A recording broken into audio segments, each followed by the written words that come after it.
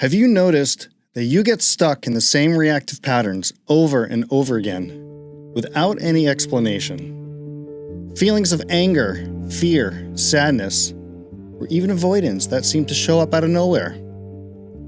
We may recognize their origins from a specific event that left us deeply wounded. But what if I told you that these feelings could also originate as adaptive survival strategies that we learned long before we could remember, deeply rooted in the repeated events that we experience from our childhood? And why do some people carry invisible scars from distant events that happened decades ago? And how do these early experiences shape who we are today? Welcome to From the Canopy, a podcast series devoted to guiding you through emotional healing. This is a space for slowing down and looking at life from a little higher up as we ascend your tree to the canopy. The air feels calmer and the perspectives start to open. I'm your host, Andrew, and in today's episode, we'll be exploring the origins of trauma to better understand how they shape our thoughts, our emotions, our behaviors. So settle in, take a breath, and let's see what the view looks like today from the canopy.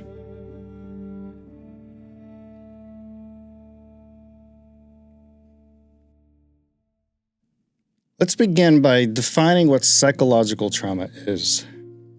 It's a severe strain to the nervous system with lasting deformations such as scarring, caused by chronic or severe stressful events in our environment such as violence, sudden loss, or threats to our life or our physical or emotional safety. The core wound and the resulting shift in that core belief that we've adapted to survive the stressful environment, even after the stress has been removed. So let's take a look at an analogy of trauma by using the stress-strain curve that we engineers use when looking at material strengths.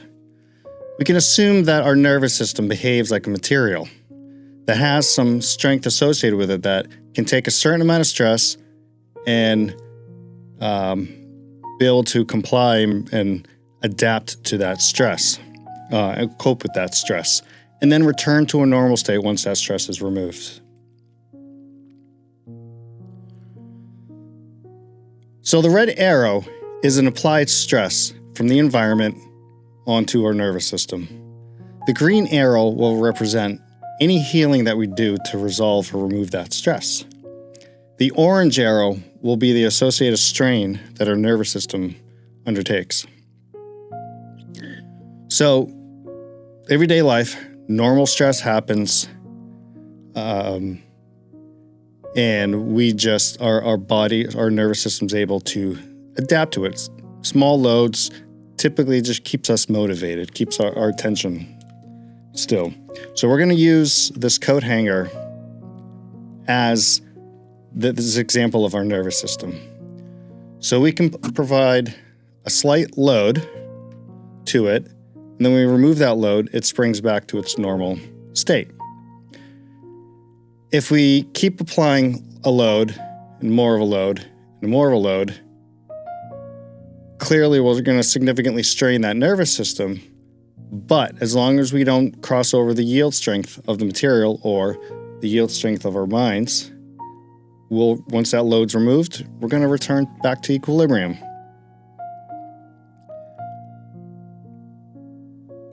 That load could either be a bunch of, small ones, or it could be one giant, quickly applied shock load.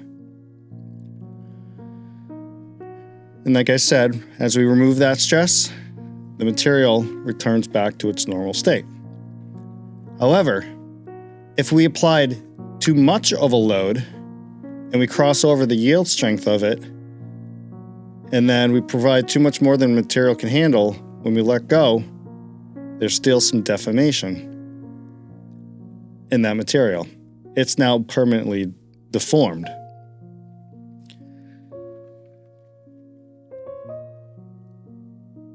So as we showed, when we remove that load, when the material comes down, there's that resulting blue arrow that's representative of our trauma or the retained deformation of the material. So if we keep going on and we keep applying even more of a load, we're going to get even more deformation. And the trauma becomes more significant. We don't return to our original state. And if we keep applying and hold that load, this type of material is ductile. So you load it and bring it back and load it and bring it back. What I'm going to do is I'm going to switch to a different material type to kind of show the fracture. So with that stress, let's say our minds and our nervous system start to harden.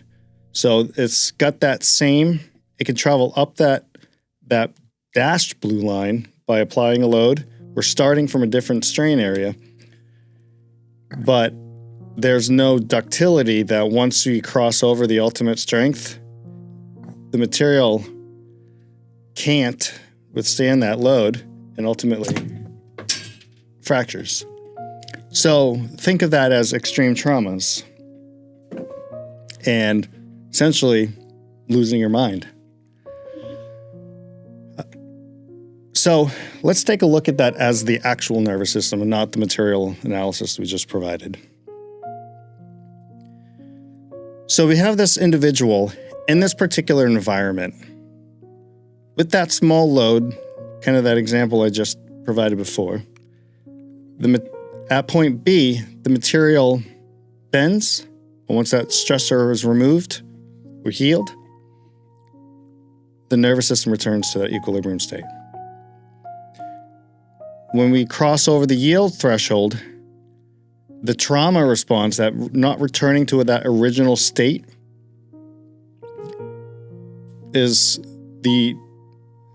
shows up as like anxiety or fatigue. So this is like that chronic stress or shock stress,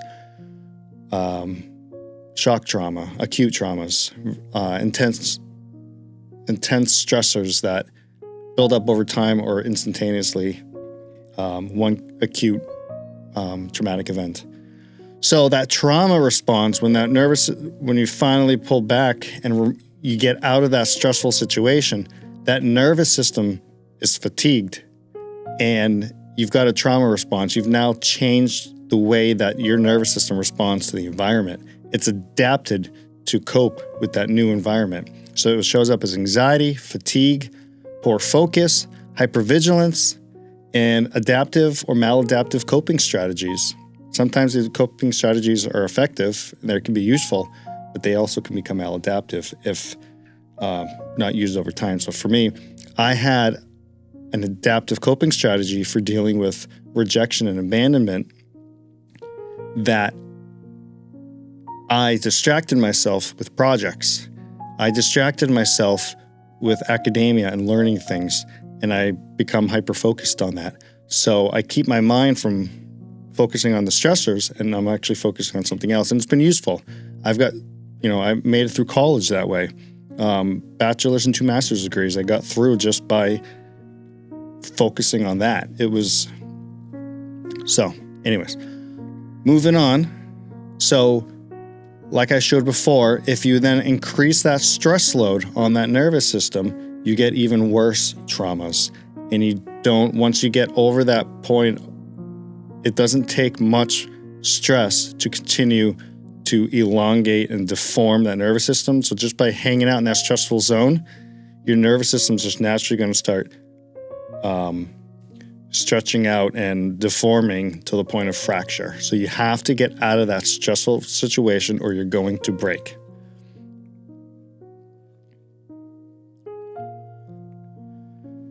So let's take a look at a little bit more of a specific example. I want to show how an adaptive strategy in one environment can be beneficial and useful, but once you switch into a new environment, you're not able to adapt and you're going to struggle fitting in with that new environment. So consider a soldier who's out in Iraq. He's living through these stressors.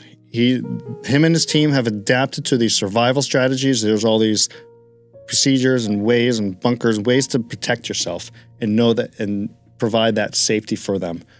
So they become attuned to an automatic response, which serves as a healthy response in that war zone. Once the soldier starts heading home, he's out of the stressful environment, but his nervous system is a little bit deformed.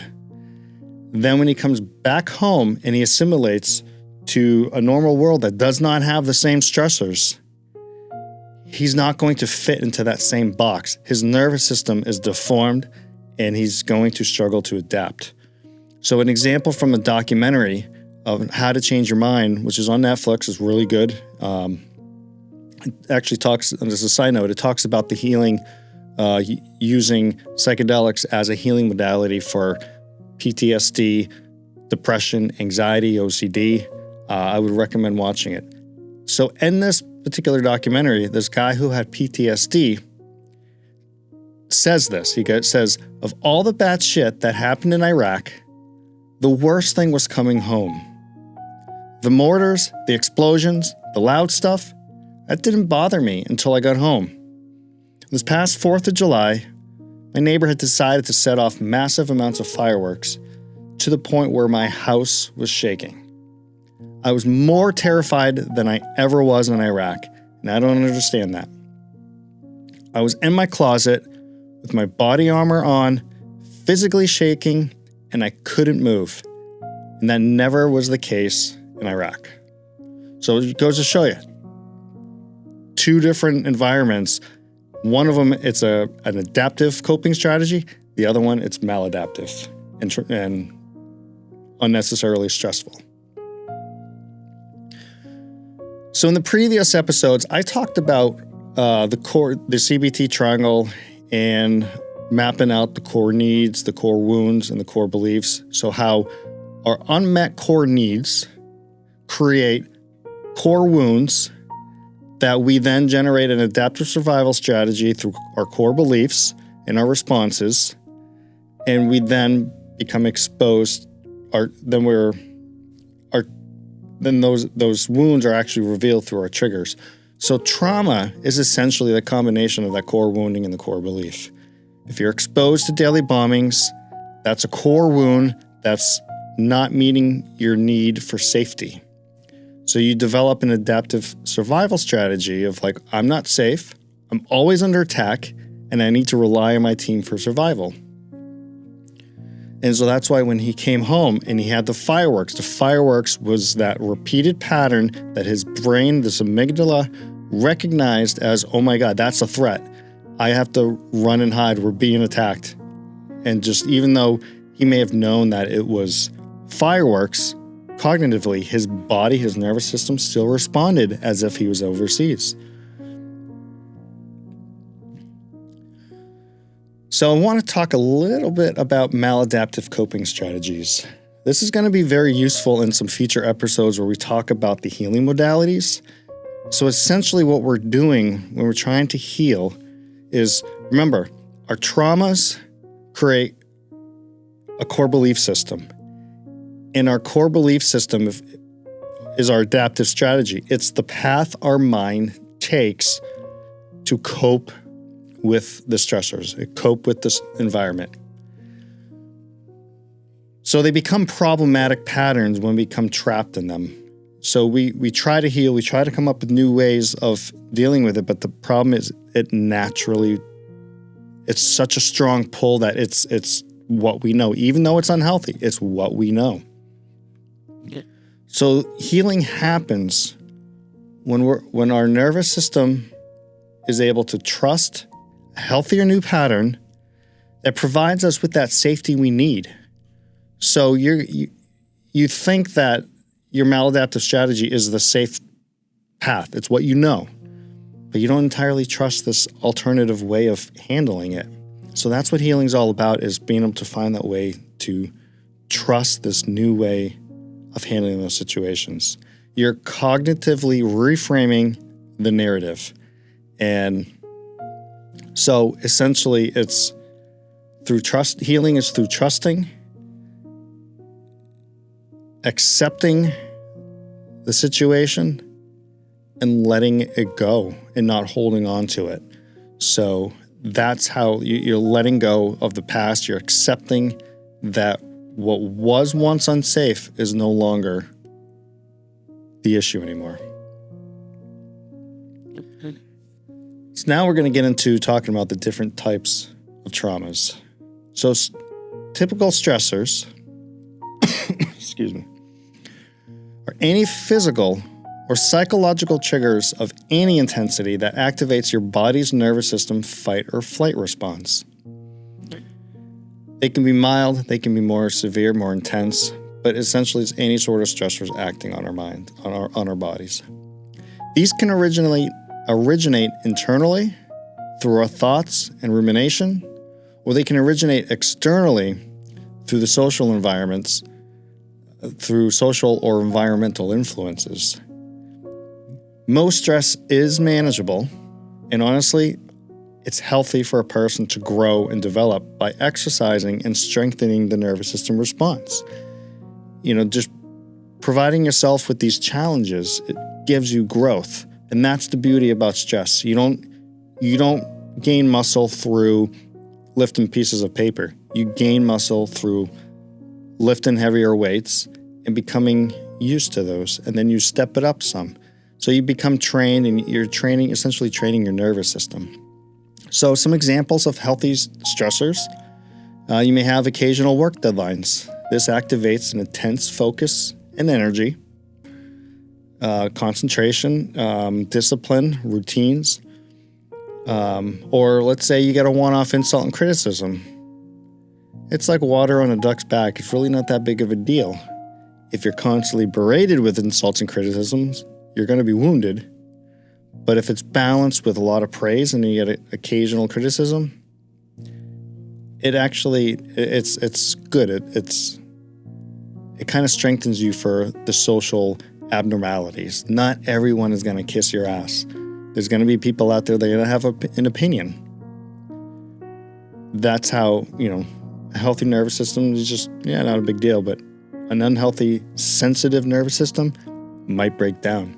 It might trigger catastrophic thoughts. So, types of trauma that originate from our childhood. These are typically known as developmental traumas. They could be chronic threats to any of our core needs. So remember, we talked about the Maslow's hierarchy of needs: security, safety, connection. And then the ones above it aren't as critical in your childhood, but think of it that way, was those three major ones.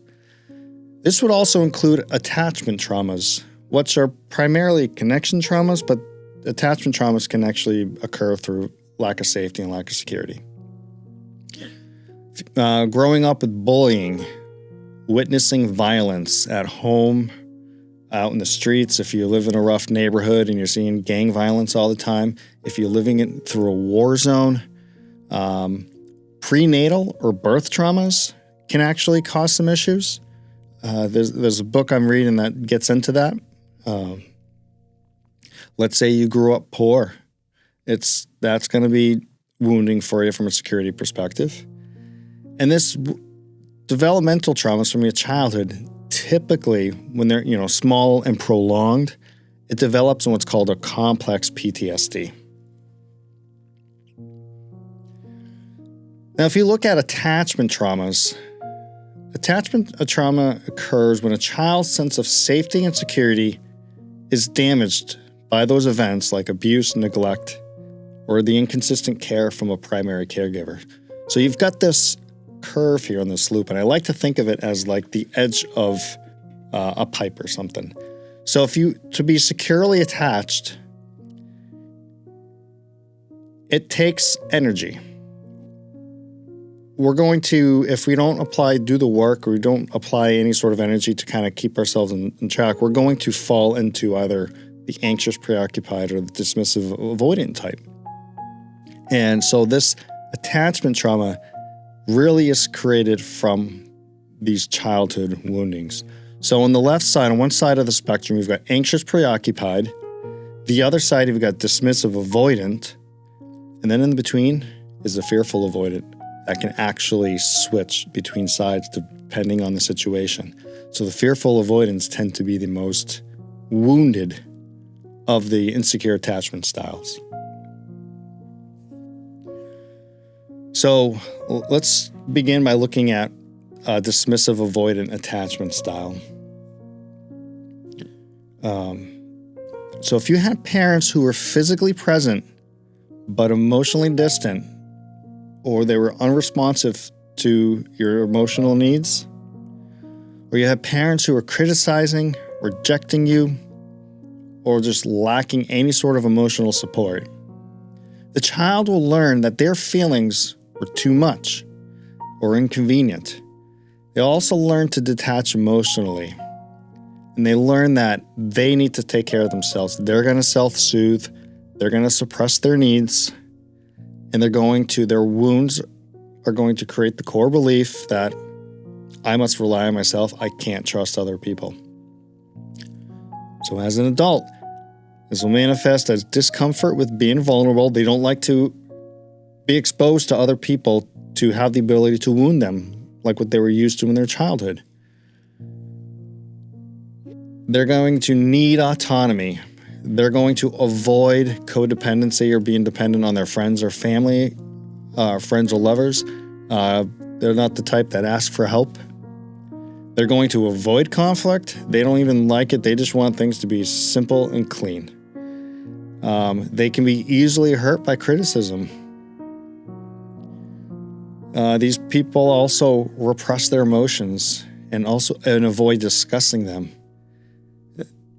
And they tend to think more logically. They rely on their logic minds rather than their emotional minds. So these people, the dismissive avoidance, a lot of people like to label the dismissive avoidance as a narcissistic type. What narcissistic personalities tend to fall in this area. They would be more like that dismissive type. But yeah, these people are typically, they're driven by shame. They got a deep shame wound below it. Let's take a look. Let's go on the other side of the spectrum, the anxious attachment. So if you had parents who were inconsistent, and that's the key word, inconsistent and unpredictable, and their love and their affection, or who were inconsistent in their availability or their own moods. Let's say you had moody parents at their own mental disorders. Let's say you had a parent who was overly controlling because they were already anxious themselves. They strictly controlled everything you did. They didn't allow you the freedom to explore on your own. You ultimately relied on them for that. Military babies, they could be formed from being have insecurity from informing any sort of lasting connection, because anytime they go somewhere and they build a connection, uprooted, start a new one, uprooted, start a new one, and that cycle in their childhood creates the attachment traumas. This child may feel like they're constantly walking on eggshells with their parent and having to manage their adult moods. So, in my own personal page, I had presented a video of a recent conflict with my own father, where that behavior, being constant in my childhood, it was like I had to worry about pissing him off, and I had to change my own ways just to make sure I don't set him off. So the child grows up feeling confused and insecure and fearing abandonment. So the core belief that they have out of this wounding is I am unlovable, people will leave me, or I need others to feel whole.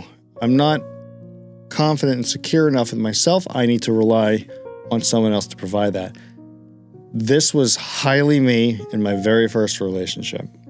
Very codependent, and For me, it's pretty clear how I developed into that.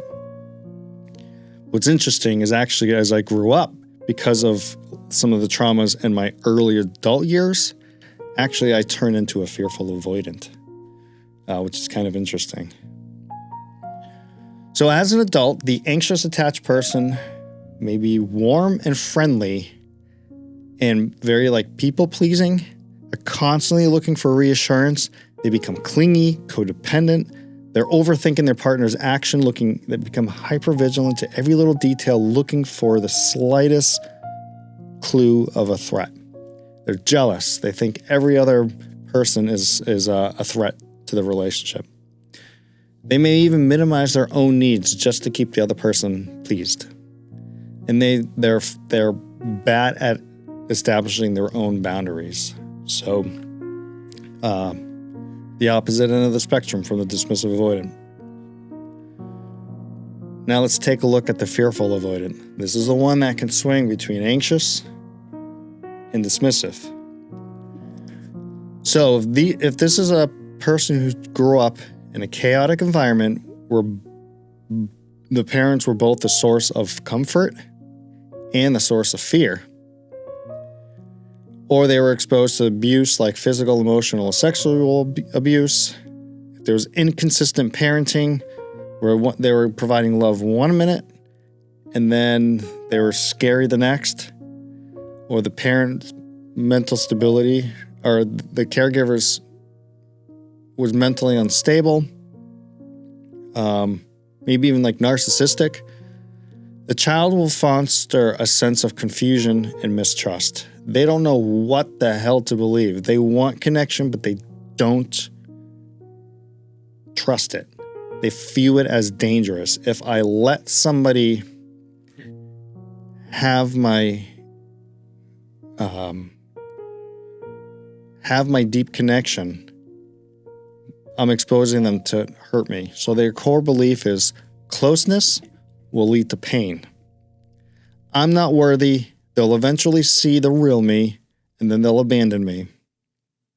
And as adults, these people become difficult in trusting others, and they fear betrayal. These are the people that crave intimacy, but they also fear it, and then thus they'll ultimately sabotage it. This highly resembles a hot and cold push-pull dynamic in that relationship. Very unhealthy. I've definitely lived it. For the longest time, I've been the fearful avoidant attachment, lean and dismissive, but I've also been fearful avoidant and completely leaned anxious with the same individual over a course of years. It's bizarre how our minds work. But the dynamics in that relationship actually shifted. It was more of, it started off as I was like a support system for that person. Then that person grew and then wasn't as clingy or needing my attention and were starting to find their attention elsewhere. Then I chased after it and saw the first sight of fear and gone. Like I just ran like the freaking Roadrunner. Types of traumas, shock trauma. So this is like shock or acute trauma. This is a stressor that is severe and intense. It's a severe and intense threat to our lives or our safety. It could come from a physical injury. So let's say we're in a motor vehicle accident. You might be traumatized just even getting in a car or driving again. Or a sports accident or workplace accident. You're going to develop a nervous system response to those stressors. Experiencing violence or witnessing violence or death. I know once I was in a car driving and there was a motorcycle accident. I saw the body on the ground and it kind of stirred me up for a bit. And I mean, it was a minor shock trauma, but it wasn't detrimental. Had I saw somebody get shot that would create a severe shock trauma. And I think that's what we typically know. This is a little bit more intuitive shock trauma. This is what we think of when we think of trauma. So some of the symptoms of shock trauma is you're going to get flashbacks. You may even relive it. There'll be the slightest sound that tells your amygdala, ooh, you're back there. You're going to get jumpy. You may even try to avoid similar situations or places. You may emotionally detach. There's, sometimes when it comes to the emotional pain that I've lived through, I distinctly avoid thinking about or even going there just to not trigger myself. Because again, rumination, I could re-trigger my own traumas. So actually what I didn't even include in here was like shock trauma could be breakups. It could be you're married and you caught your wife cheating. That's going to seriously shock your nervous system. Perceived betrayals, imagined threats, an imagined betrayal could trigger it. I did that to myself. I've done that. I've imagined and I saw enough facts to draw my own conclusions to then traumatize myself. It's freaking stupid. Yeah, the mind's a wild thing. So I guess what I want to say in conclusion is trauma is the coping strategy that our nervous system adopts to in order to protect our core needs. Remember, Maslow's hierarchy of needs. Safety, security, connection are the three bottom ones. Those are the three core ones that we seriously need. The others are like bonus.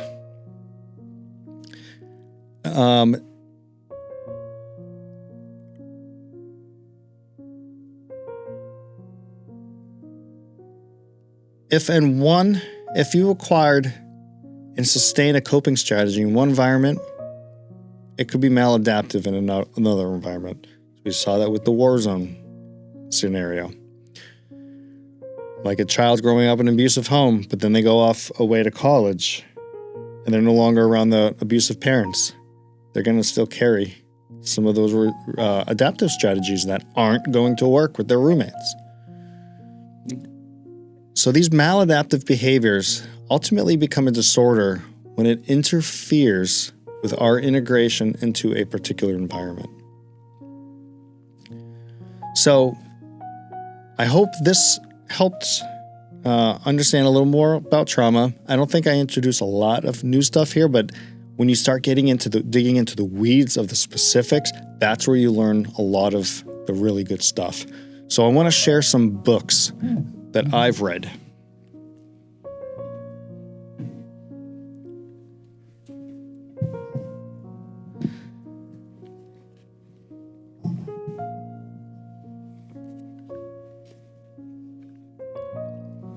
So the very first one that I came across was The Body Keeps the Score by Bessel van der Kolk. Sorry. This one is actually really good. This, I think, was very detailed, more detailed than I needed, but I got a lot out of it. This actually introduced to me what trauma does and really understanding the nervous system. It gets into talking about the nervous system, the way it responds. It talks about the paths of recovery, how trauma actually imprints our minds and it lives within how trauma lives within our body and within our nervous system. I definitely recommend this book, The Body Keeps the Score. The other book, if you want to get into, actually, before I get into that one, developmental traumas. So this one is another really good one that talks about, it does get into the nervous system as well. It does, I think, a really good job of less detail, but a little bit more common sense when it explains the nervous system's response.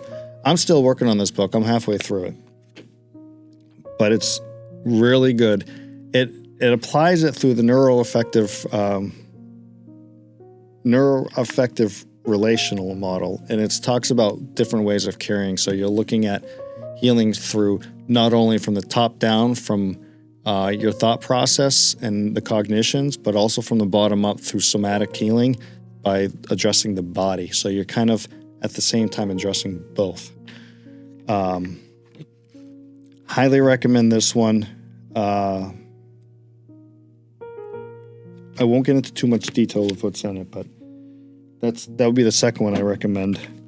This one, another one on trauma curative concepts. I don't even think that if I provided this. Okay. So, yeah, Healing Developmental Traumas. The author of it is Lawrence Heller, PhD, and Elaine Lapierre, psych doctor. Trauma curative concepts. Nick Salupo, all of his books are well put. They're almost like layman's terms for us. It gives us the opportunity to kind of understand them in a simple sense. I think this is great for high level learning. Very small book. It's like you can get through this in a couple hours, not even. And it highly introduces you to essentially what I covered here, but then kind of tells you how to go about where you can go to for the healing modalities. Another good book. The last two have to do with attachment theories. So there's one author that was recommended by an old friend of mine from Thais Gibson. She does a really good job explaining attachment theories. I think this one is the better of the two that I've read. A little bit more common sense. It's a different way of labeling it, the different styles. This other book addresses them a little differently. So Thais talks about the anxious preoccupied, dismissive avoidant, fearful avoidant, and secure attached. Where this one talks about, I can't remember this one. This was the first one I read, and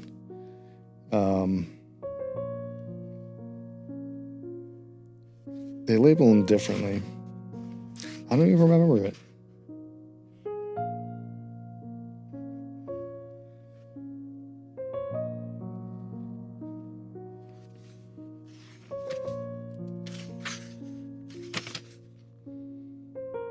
Okay, yeah. So this one's labeled, you get the secure, you get anxious, and you get avoidant, and you get anxious avoidant. So instead of dismissive avoidant, it's just avoidant. Instead of anxiously attached, it's anxious. But the fearful avoidant's labeled anxious avoidant. So kind of makes sense, but I definitely prefer the Thais Gibson's definitions of it. Thais Gibson, she's got another book that I read. When you start getting into the healing of your attachment styles, she has what's called the integrative attachment theory model that she created. I'm going to get into that into module 4 when we start getting into the healing modalities. That's going to be an exciting module. It's going to be long because there's all different ways of approaching healing. But yeah, attachment theory, Thais Gibson, and then attached, Amir Levine, MD, and Rachel S.F. Heller. Excellent books. If you want to dig deeper, I suggest going into them.